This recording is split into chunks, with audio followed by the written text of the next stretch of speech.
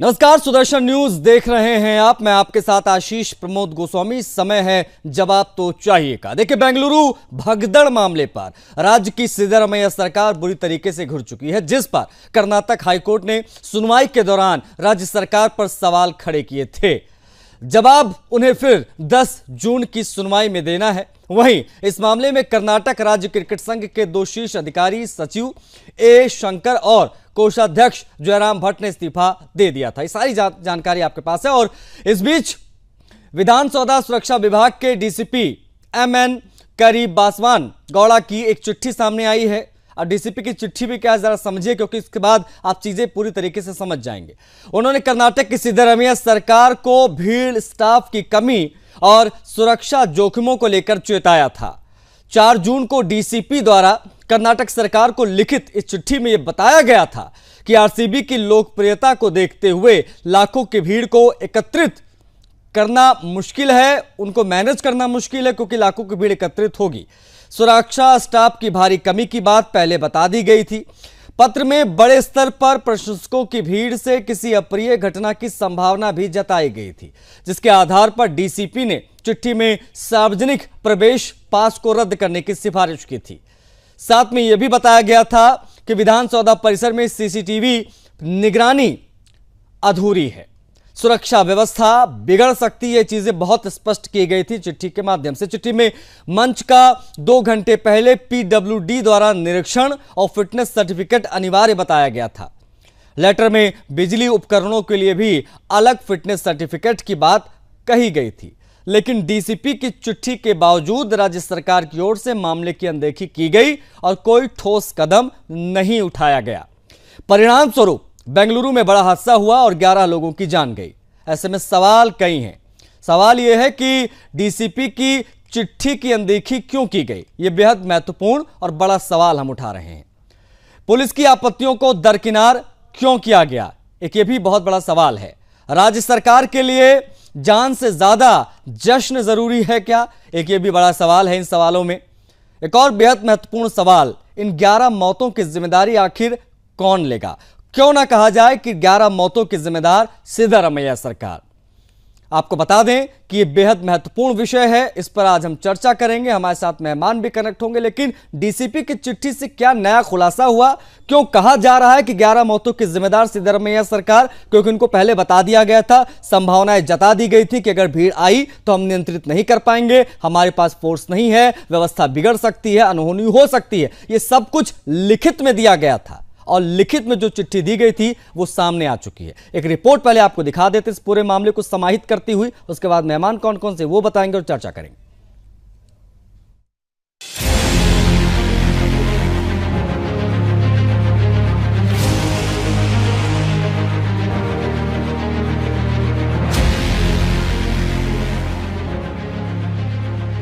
जून 2025 IPL के final मुकाबले में हुई भगदड़ ने उत्सव का माहौल मातम में बदल दिया।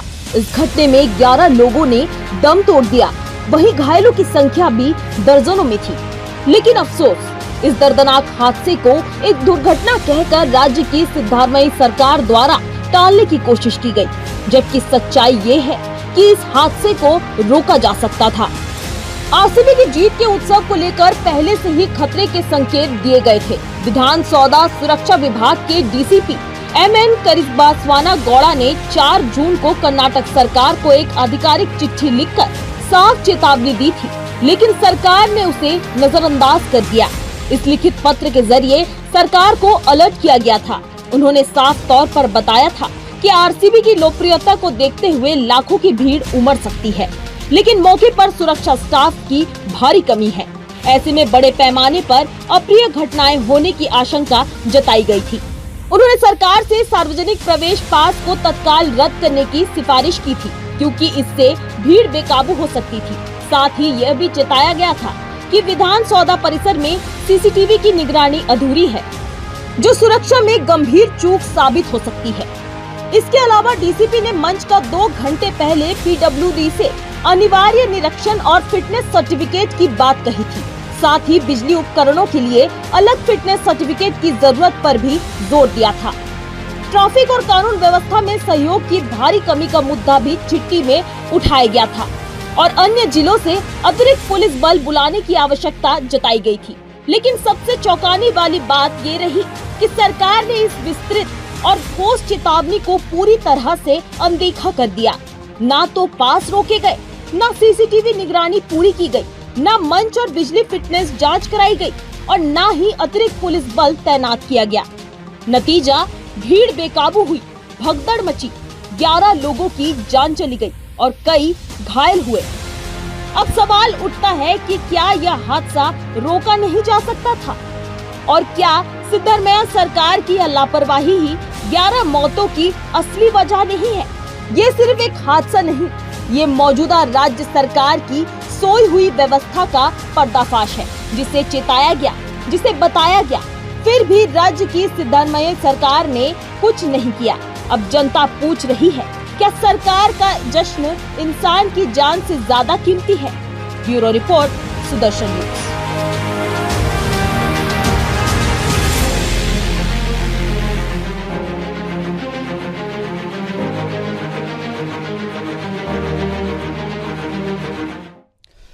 तो बेंगलुरु में जो कुछ भी हुआ उसमें कितनी बड़ी लापरवाही थी वो आप इस रिपोर्ट को देखकर समझ गए होंगे। जिम्मेदारी किसकी तय की जाए वो भी आप जान गए होंगे। अब मेहमान कौन कौन से कनेक्ट होते हैं हम वो आपको बताएंगे, उसके बाद में हम चर्चा की शुरुआत करेंगे।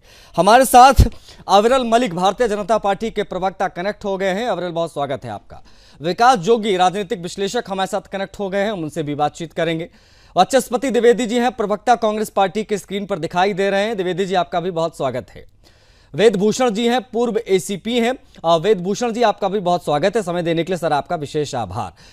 वाचस्पति द्विवेदी जी, शुरुआत में आपसे करूंगा चर्चा की। सीधा सवाल यही है कि आपकी सरकार को पहले से अलर्ट था, फिर भी कोई एक्शन समय पर नहीं लिया गया। नतीजा सामने, 11 लोगों की मौत हो गई। क्यों ना कहा जाए कि जिम्मेदारी पूरी की पूरी सरकार की बनती है। कटघरे में सरकार को खड़ा किया जाना चाहिए क्योंकि अलर्ट पहले से था। इस बारे में पूरी जानकारी सरकार को थी। वाचस्पति द्विवेदी जी। जी, आप सबको बहुत आदरपूर्वक नमस्कार। आशीष जी, बिल्कुल आपकी बात जायज ठहराई जा सकती है अगर उसके पहले की जितने स्टैम्पीड की घटनाएं भी अगर जायज ठहराई जाए तो।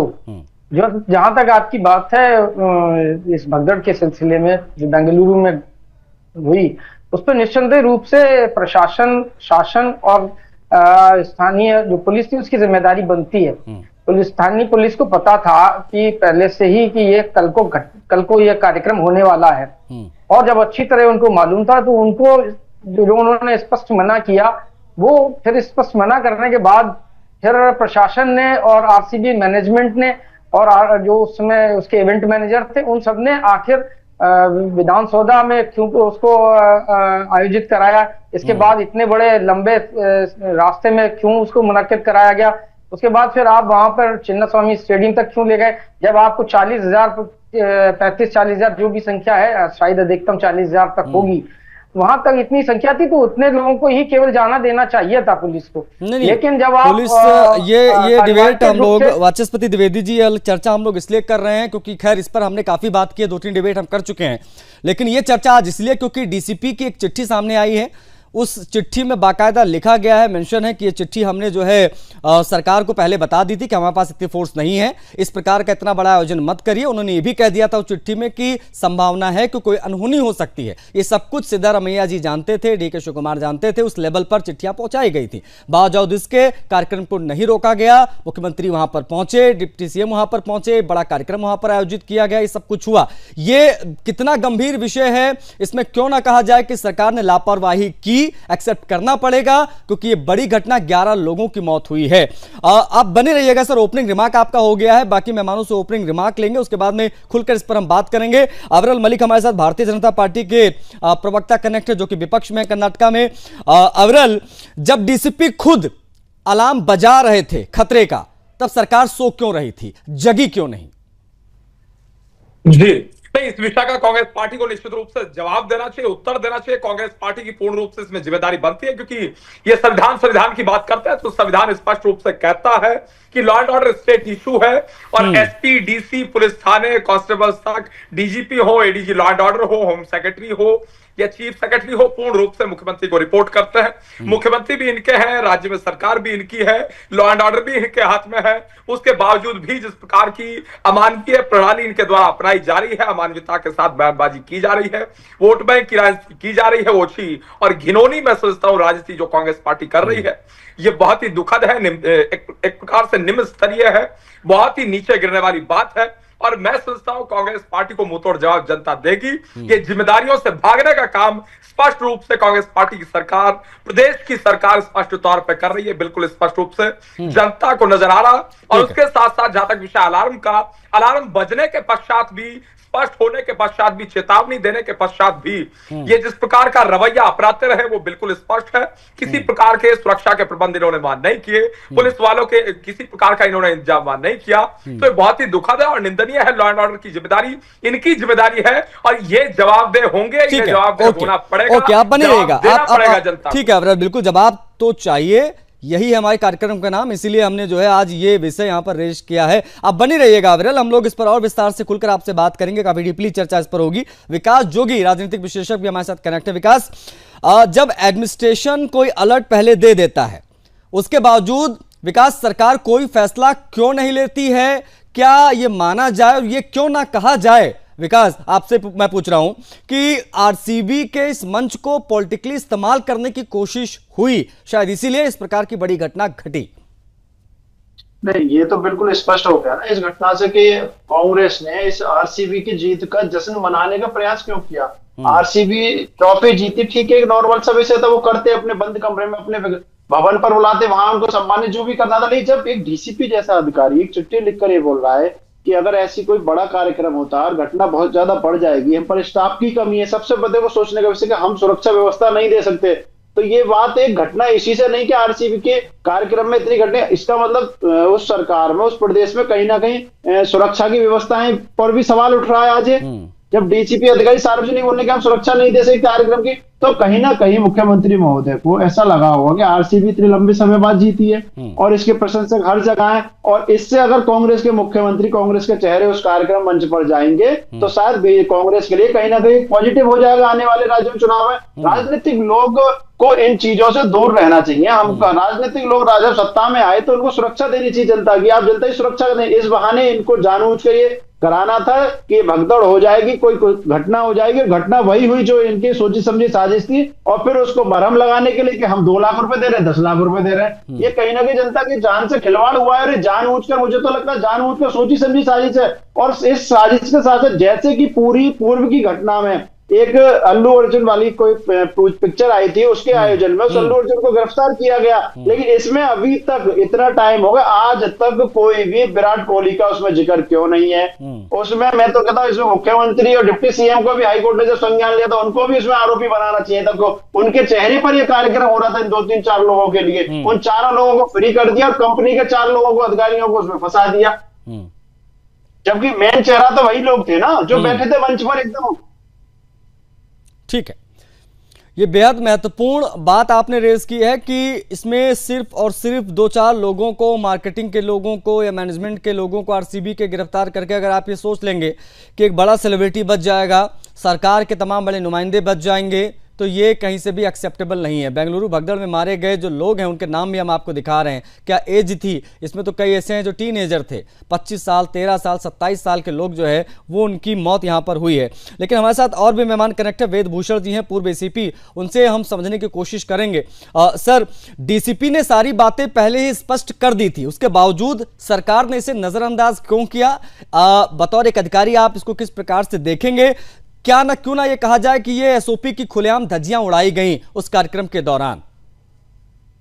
देखिए आशीष जी, 2014 में इस तरह की जो भीड़ होती है, चाहे वो रिलीजियस हो, पॉलिटिकल हो, और किसी भी तरह की, जहां पर इस तरह की भीड़ इकट्ठी होती है, उसके लिए बृहद गाइडलाइंस जारी की थी सरकार की तरफ से। उसमें तमाम उपाय बताए गए थे किस तरह से इस तरह की अनहोनी को रोका जा सकता है।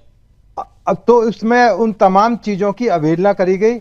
उसमें किस तरह से रिहर्सल किया जाएगा, फोर्स की क्या स्थिति होगी, फायर के कितने टेंडर्स वहां पर खड़े रहेंगे, एम्बुलेंस की क्या पोजीशन रहेगी, और यदि इमरजेंसी के लिए ऐसी कंटीजेंसी स्कीम है तो उसकी क्या स्कीम होगी, ट्रैफिक का क्या बंदोबस्त रहेगा, भीड़ को नियंत्रित करने के लिए क्या क्या system, digital system, loud speaker और तमाम जितने संसाधन है उनका कैसे उपयोग किया जाएगा, इसके लिए एक पूरी एक कवायद होती है, एक तरीका गवर्नमेंट ऑफ इंडिया की तरफ से पूरे हिंदुस्तान पर लागू होता है।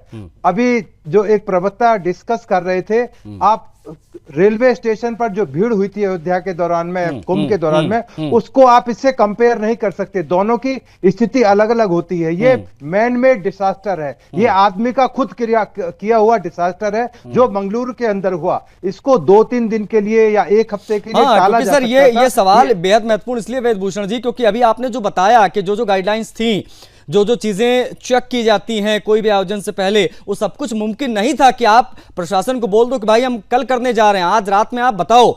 24 घंटे की समय भी आपने नहीं दिया, 12-13 घंटों के अंदर आज मैच जीती नहीं, कल आपने आयोजन कर दिया। और इतना बड़ा आयोजन आरसीबी 18 साल बाद जीती है, जाहिर तौर पर फैन बेस तगड़ा है, विराट कोहली जैसा सितारा आ रहा है। 24 घंटे का समय भी मुझे लगता कम था प्रशासन के सामने, इसलिए प्रशासन पर मर देना सही नहीं है सर।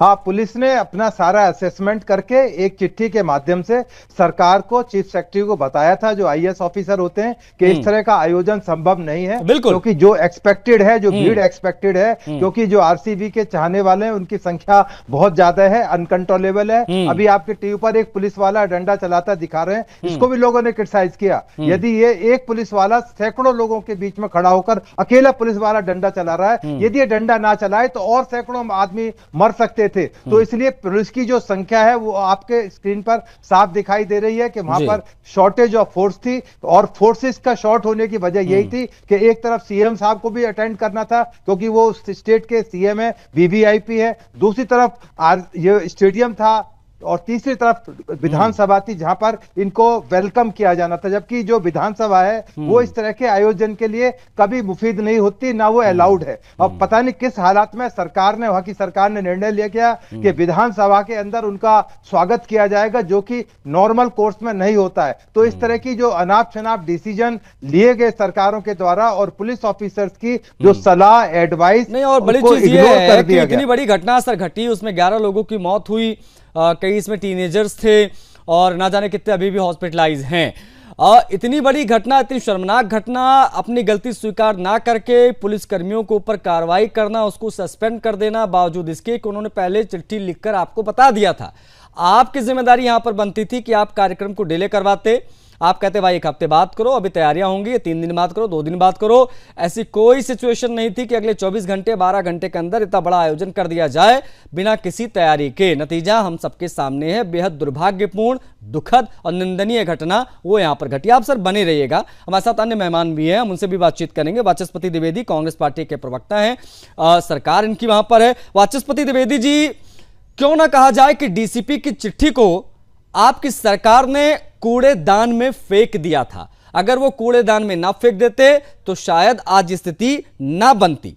लोगों की जान की कीमत पर राजनीतिक प्रचार हुआ था वहां पर। बिल्कुल आशीष जी, बिल्कुल आप बिल्कुल एक पक्षी हो जा रहे हैं, ये बड़ा आश्चर्य की विषय है। और साथ साथ हमारे प्रवक्ता, राजनीतिक विश्लेषक भी एक पक्षी है। मैं कैसे हो गया, जरा वो भी मुझे सही कर दीजिएगा, मेरी गलती कहां से मुझे आ रहा हूं। उत्तर प्रदेश में हाथरस में 121 लोगों की मृत्यु हुई, वहां पर भी पुलिस ने हाथ खड़े कर दिए थे। इसके बावजूद भी वहां पर उसको किसने राजनीतिक फायदा लेने की बात की? ये अभी सुनिए ना सर, प्रॉब्लम ये है कि आप कंपैरिजन करने लग जाते हैं। कंपैरिजन क्यों करने लग जाते हैं? फिर आप सवाल उठा लीजिए। रेलवे का जो था मेन अभी हमारे एसीपी रिटायर्ड साहब कह रहे हैं, आपको शायद पता नहीं है वहां पर क्या कार्रवाई हुई। मैन मेड डिसास्टर नहीं था। उसके बाद सुन लीजिए, थोड़ा धैर्य भी रखिए।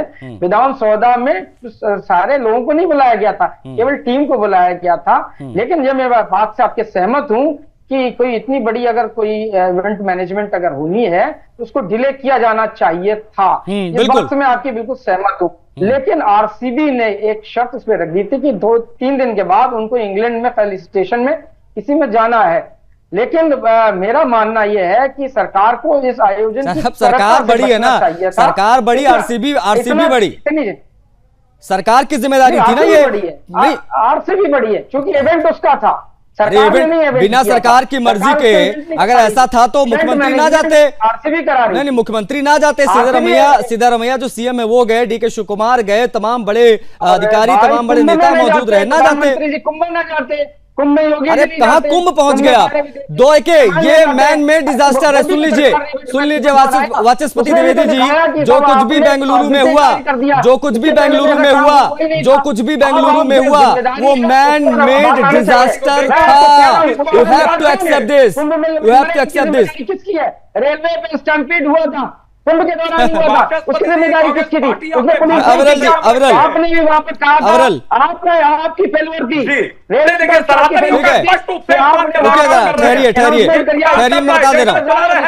ठहरिए वाचस्पति जी जुड़ी। अरे रुकिए भाई, रुकिए जरा सबर करिए। अब आपने कुंभ का विषय छेड़ दिया है तो जवाब भी ले लीजिए। अविरल मलिक है, अविरल की बात कर रहे हैं जी।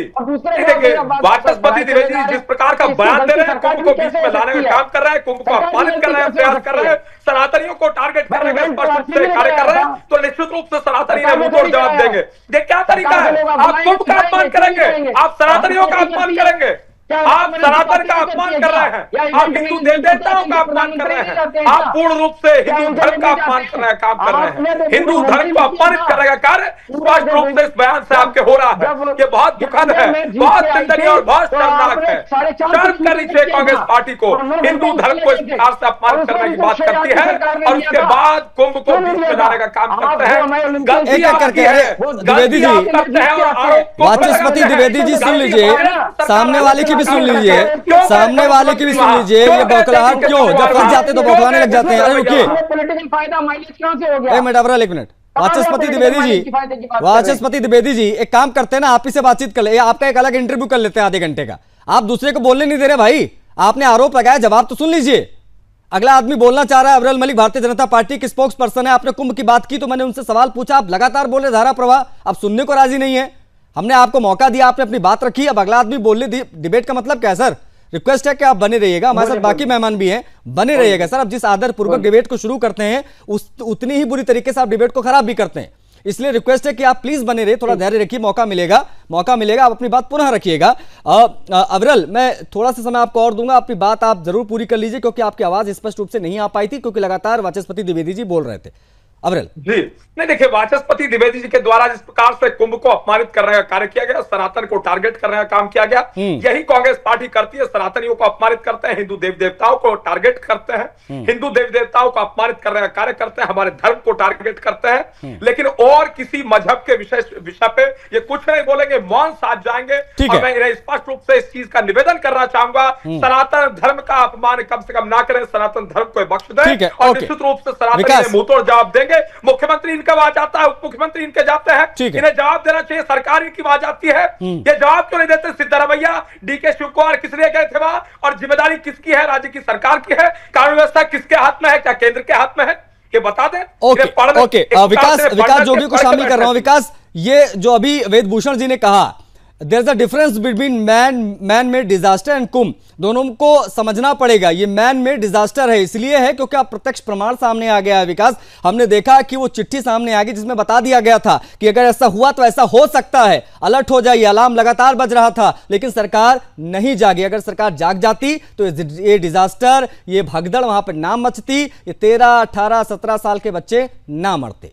विकास आशीष जी, कल भी मैं आपके चैनल पर बैठा था, मैंने यही बात बोली थी, और लेकिन कांग्रेस के जो प्रवक्ता है ना, वो उनमें एक समस्या हो गई है आजकल कि ना तो वो मानते हैं और ना ही जानते हैं। मैंने यही बात बोला था जो अभी वेदभूषण जी ने बोला था कि एक कोई प्रयोग और संयोग, इन दोनों में अंतर है। बिल्कुल, ये प्रयोग क्यों हुई घटना थी, ये सरकार को पता था। स्टेडियम की संख्या कम है, प्रशासन हमारे पास मौजूद नहीं है, डीसीपी की चिट्ठी हमारे पास आई हुई है, कोई भी अगर भीड़ बढ़ेगी तो घटना बड़ी होगी, उसमें हत्याएं होंगी, उसमें मारे जाएंगे लोग, तो उसमें क्या होगा कि हम उनको एक मरहम लगाएंगे, घायल के नाम पर घुस देंगे, मृत्यु के नाम पर घुस देंगे, जिससे कि पॉजिटिव रहेगा हमारे लिए। और दूसरा, जो विराट कोहली एंड जो भी लोग हैं वो लोग आएंगे तो उससे कांग्रेस का ग्राफ बढ़ेगा। लेकिन क्या होता है ना कि तुम अगर किसी को गलत भाव से कुछ काम करोगे तो वो आपको झेलना पड़ेगा। और वो तो ठीक रहा कि हाईकोर्ट ने संज्ञान लेकर एफआईआर कर ली, लेकिन कांग्रेस सरकार की मानसिकता क्या है कि मौत पर राजनीति करनी है इनको,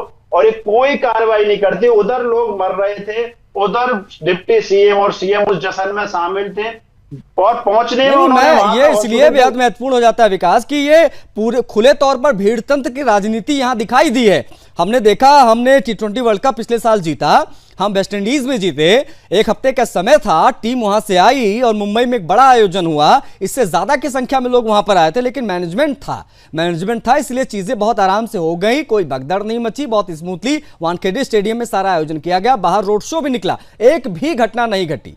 यहां पर लापरवाही स्पष्ट रूप से दिख रही है, इसलिए हम कह रहे हैं कि डीसीपी ने चीजें पहले क्लियर कर दी थी। अगर सरकार समझ जाती, थोड़ा सा डिले कर देती या कुछ भी बदलाव इस कार्यक्रम में हो जाता तो शायद ये ना होता जिसके बारे में आज हम बात कर रहे हैं। वेदभूषण जी, क्यों ना कहा जाए कि intelligence and law and order की निर्मम हत्या की गई यहां पर। अगर ऐसा नहीं होता, खुलेआम धज्जियां नहीं उड़ाई जाती, तो आज शायद ये सिचुएशन ना होती। लॉ एंड ऑर्डर की बात हर कोई करता है, कहता है कि ये काम प्रशासन का, लेकिन प्रशासन करे तो करे क्या जब सरकार साथ नहीं देगी तो। आशीष जी, तमाम चीजें आनन फानन में की गई, इतनी जल्दबाजी में कमिश्नर को सस्पेंड कर दिया गया, तमाम ऑफिसर्स को हटा दिया गया। क्या पुलिस का मोरल रहेगा कर्नाटक पुलिस का? मुझे बड़ा शर्म भी आती है, दया भी आती है। पॉलिटिकल नेताओं पर एक सवाल पैदा होता है कि क्या को आपने कोई इंक्वायरी की, इंक्वायरी से पहले उनके धड़ उधेड़ दिए गए, आपने सिर उधेड़ दिया अपने कमिश्नर का जो इसको आपने लगाया था। बेंगलुरु जैसे शहर के अंदर सीएम साहब की बिना मंजूरी के कमिश्नर नहीं लगते। क्या आपकी चूक हुई थी कि इतने कॉम्पिटेंट कमिश्नर को आपने बिना इंक्वायरी के लगा दिया? अभी 14 दिन बाद जो एसआईटी की रिपोर्ट आनी है, उससे पहले आपने तमाम वो एक्शन ले लिए जो इतनी जल्दबाजी में, एक तो आपने पहले जल्दबाजी करी, उसको आप पोस्टपोन कर सकते थे। आपको तमाम इंटेलिजेंस की आपको पास रिपोर्ट आ रही थी, किस तरह बच्चे आएंगे, लेडीज आएंगी, महिला आएंगे, बुजुर्ग उसके अंदर आएंगे, स्टैंपेड हो सकती है, तमाम चीजों से आपको आगाह किया गया।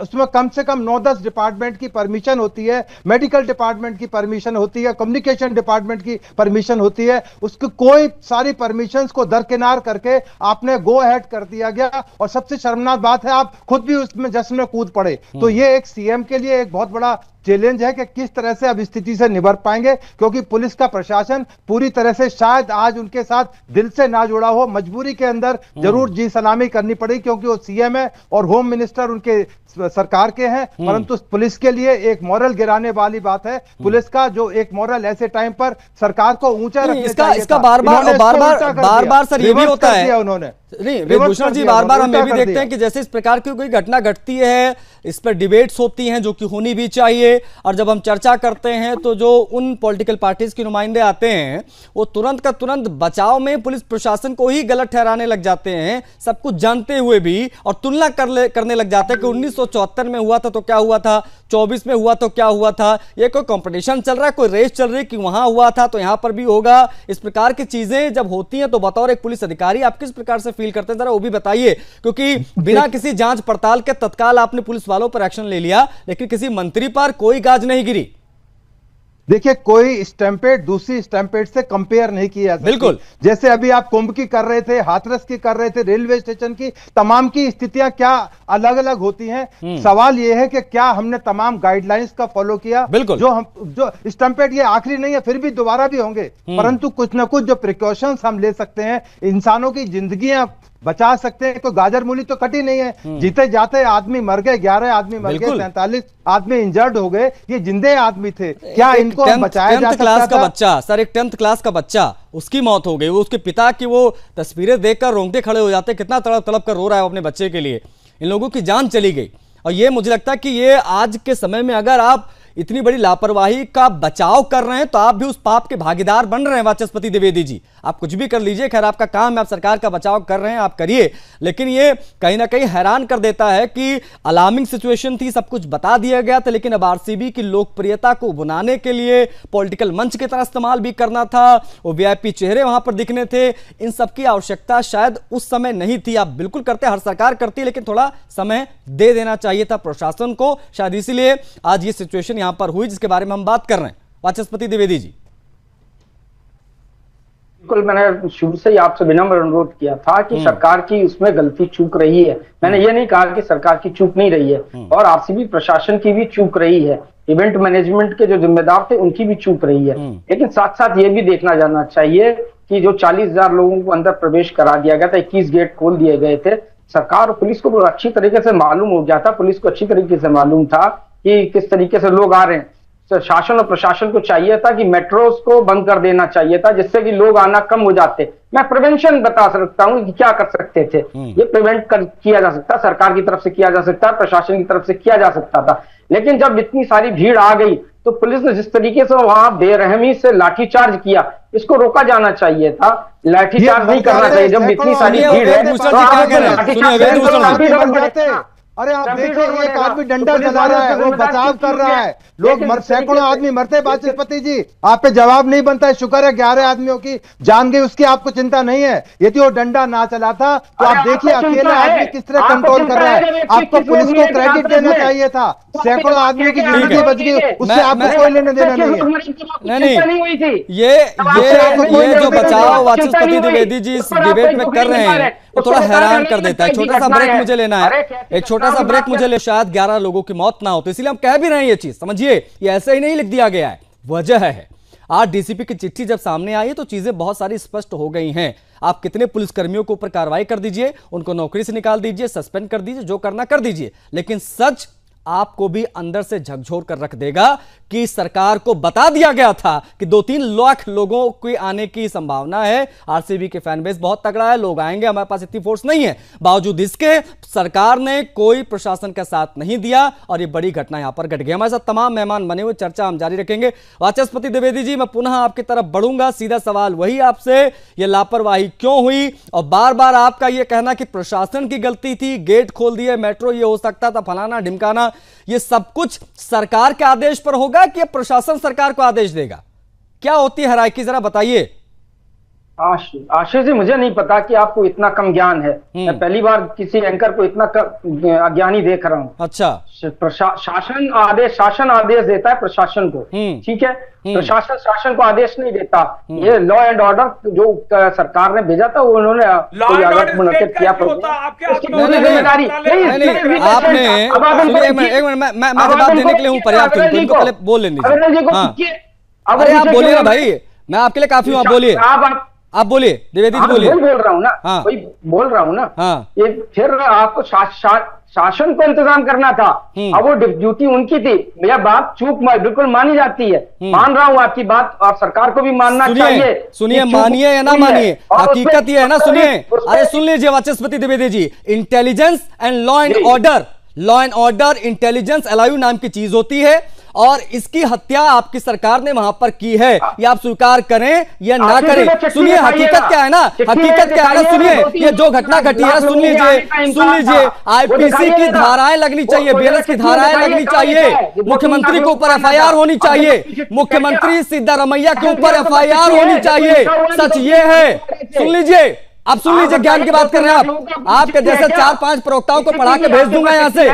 सुन लीजिए, अभी पूछ लो ना, अभी पूछ लो, 4 सवाल तो बता नहीं पाएंगे आप क्या बात कर रहे हैं? व्यक्तिगत हमले मत क्या करिए, यहाँ बैठकर व्यक्तिगत हमले मत क्या करिए। हकीकत बात यह कि सिद्धारमैया के ऊपर एफआईआर होनी चाहिए, डीके शिवकुमार के ऊपर एफआईआर होनी चाहिए, ये है हकीकत, ये है। वेदभूषण जी आपको शामिल करो, जरा बताइए इनको। वेदभूषण जी, अरे चुप रहे भाई, आता न जाता चुनाव चिन्ह छाता, शांत रहिए आप। एसीपी साहब, आप हमारे साथ कनेक्ट हैं। वेदभूषण जी, आपको नहीं लगता क्या जिस प्रकार की यहां पर यह लापरवाही हुई है, एफआईआर दर्ज होनी चाहिए मुख्यमंत्री के ऊपर? क्या क्षमता है किसी के अंदर एफआईआर दर्ज करने की? ये सवाल यहां पर बहुत महत्वपूर्ण हो जाता है। 11 लोगों की मौत कोई मजाक नहीं है, गाजर मूली नहीं है, काट देंगे। एफआईआर दर्ज होनी चाहिए सिद्धारमैया के ऊपर। सबसे शर्मनाक आशीष सबसे ये हुआ इस सारे मामले के अंदर, एक इतना कम्युनिकेशन गैप था। सीएम को, शिव कुमार को, किसी को नहीं पता था कि वहां आदमी मर रहे हैं, अंदर आप जश्न मना रहे हैं, उसको रोका जा सकता था। सीएम और डिप्टी सीएम वहां मौके पर जाके स्थिति को हैंडल कर सकते थे, पर उनको जश्न नहीं। मुझे बस आप वेदभूषण जी मुझे बस आप थोड़ा सा, क्योंकि कानूनी ज्ञान आप बेहतर बता पाएंगे, मुझे बस आप ये बताइए सर कि क्या इसको सिर्फ लापरवाही कह देना ठीक है, या इस दंडनीय अपराध बनता है, दंडनीय अपराध की श्रेणी में आ सकता है अगर सही से कार्रवाई हो जाए तो?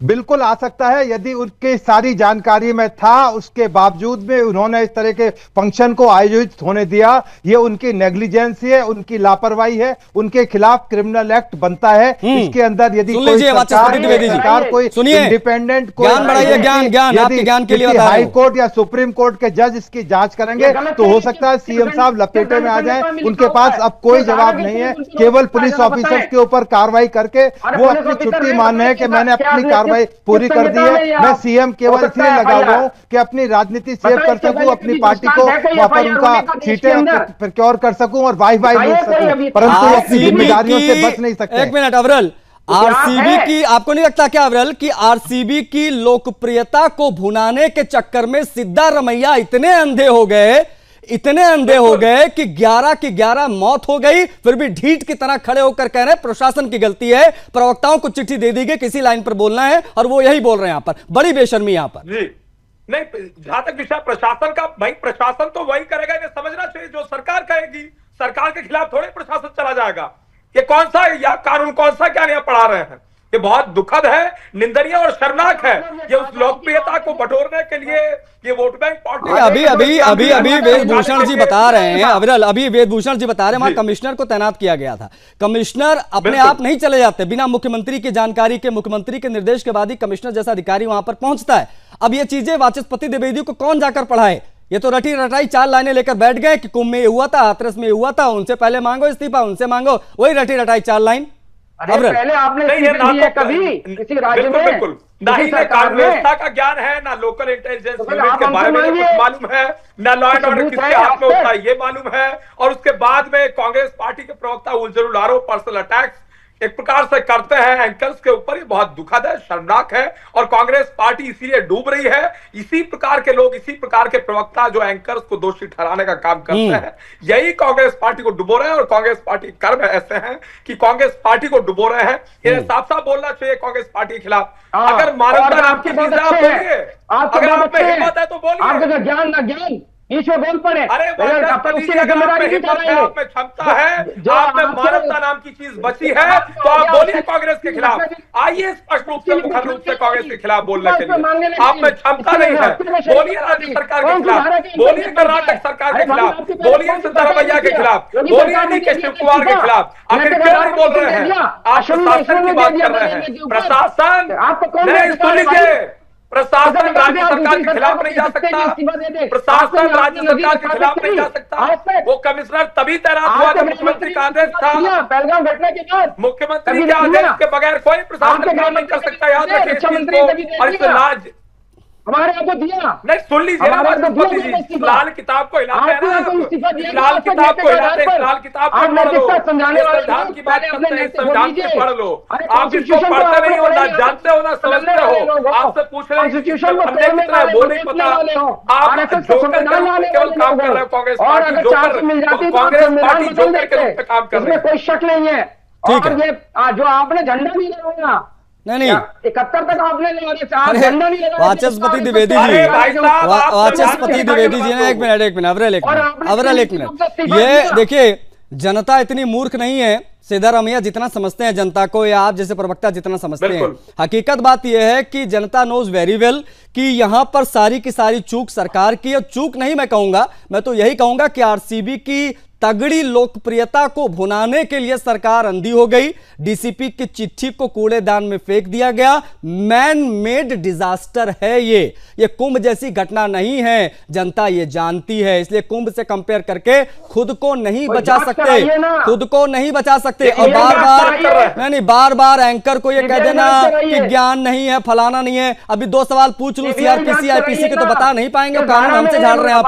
विकास जी, विकास जी, अरे 302 लगना चाहिए सिद्धारमैया पर, 302 लगना चाहिए। विकास जोगी जी, विकास जोगी जी,